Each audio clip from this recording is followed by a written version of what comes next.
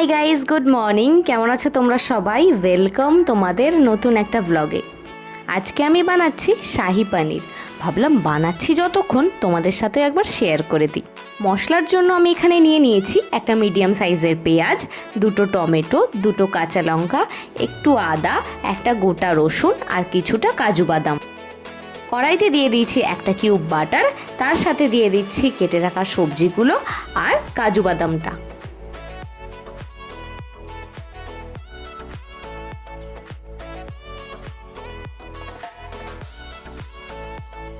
এবার 5 থেকে 7 মিনিট কড়াইতে হাই ফ্লেমে একটু স্টির ফ্রাই করে নেব।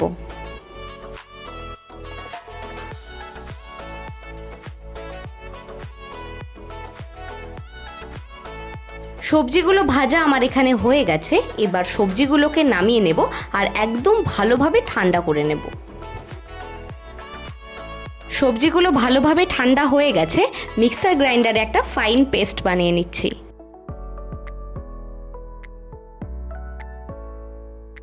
কড়াইতে দিয়ে দিচ্ছি 2 চামচ মতো গাওয়া ঘি। ফোড়নে যাচ্ছে গোটা গরম মশলা, শুকনো লঙ্কা আর হাফ টিস্পুন জিরে।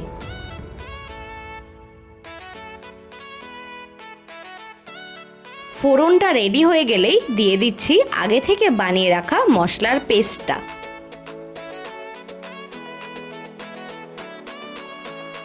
খুব ভালোভাবে মিক্স করে নিচ্ছি।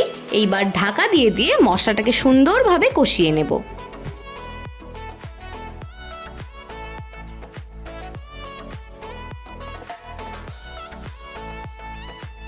গ্যাসের ফ্লেমটা আমি একদম লো রেখেছি আর বারবার চেক করে দেখছি কোনোভাবেই মশলা যেন কড়াইয়ের সাথে লেগে না যায়।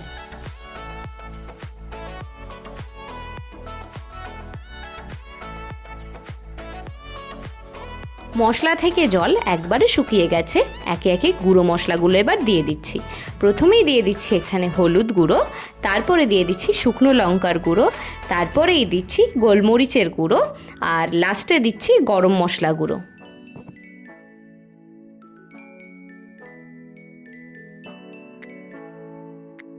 মশলাটা আমি এখানে খুব ভালোভাবে মিক্স করে নিচ্ছি আর তার সাথে সাথেই দিয়ে দিচ্ছি বড় কাপের হাফ কাপ মতো দুধ।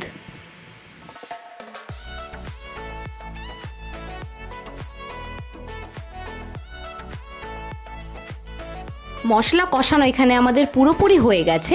পরিমাণ মতো জল দিয়ে দিচ্ছি।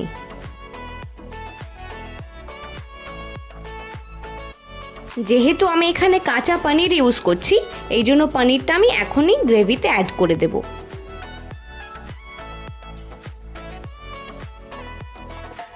খুব ভালোভাবে পনিরটা গ্রেভির সাথে মিক্স করে নেব আর স্বাদ মতো দিয়ে দেব নুন।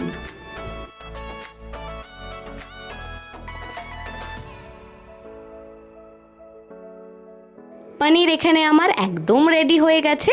ওপর থেকে দিয়ে দিচ্ছি ক্রাশ করা কসুরি মেথি আর অল্প করে গরম মশলার গুঁড়ো।